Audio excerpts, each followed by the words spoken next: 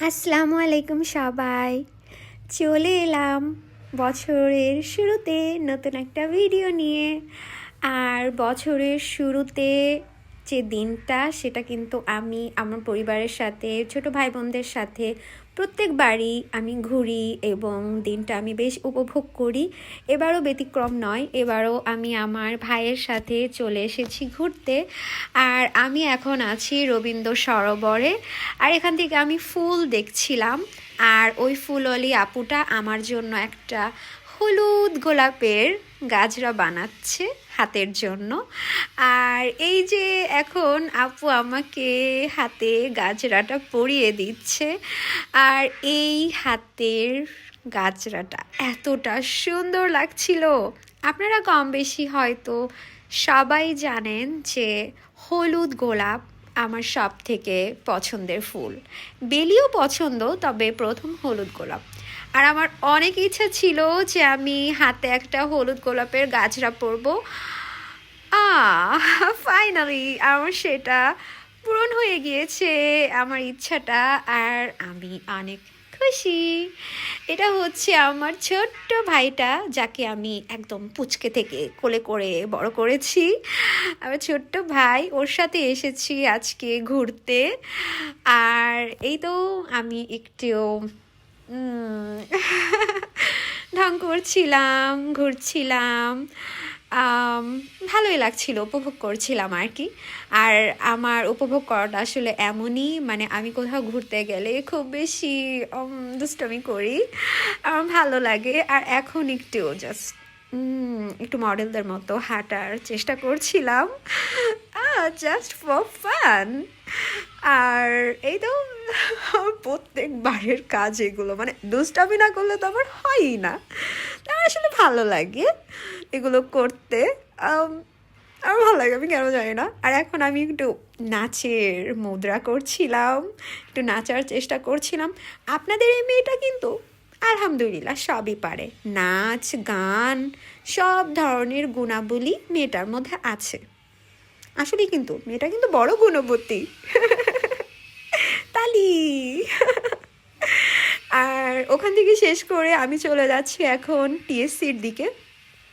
আর এটা হচ্ছে আমার অন্তরের একটা কাছের জায়গা, এটা আমার বিশ্ববিদ্যালয়। আর আমি যাচ্ছিলাম, মানে এতটা আবেগতাড়িত হয়ে পড়ছিলাম কি বলবো। এই যে সামনেই দেখতে পাচ্ছেন কলা ভবন, আর এই যে একটু দেখা যাচ্ছে ওই বিল্ডিংটা, ওখানে আমার ক্লাস হয়।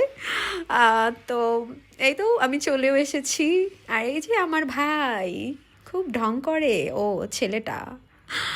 আর এখানে দেখতে পাচ্ছেন কত সুন্দর সুন্দর চুড়ি। আর চুড়ি দেখলে আমি কিনবো না সেটা কিন্তু হয়ই না। চুড়ি তো প্রত্যেকটা মেয়েদের পছন্দ, আর প্রত্যেকটা মেয়েই আসলে চুড়ি পরতে পছন্দ করে। আর আমার তো একটু বেশি ভালো লাগে। কি বলুন তো, আমার আব্বু এত বেশি চুড়ি পরা পছন্দ করতো, আব্বু চাইতো যে হাত ভর্তি যেন চুড়ি পরে থাকি। আর মেহেদি লাগানো সে ভীষণ পছন্দ করতো। কয়েকদিন যাবত আমার মেহেদি লাগানো হচ্ছে না, তবে চুড়ি পরাটা কিন্তু আমি স্কিপ করতে পারবো না।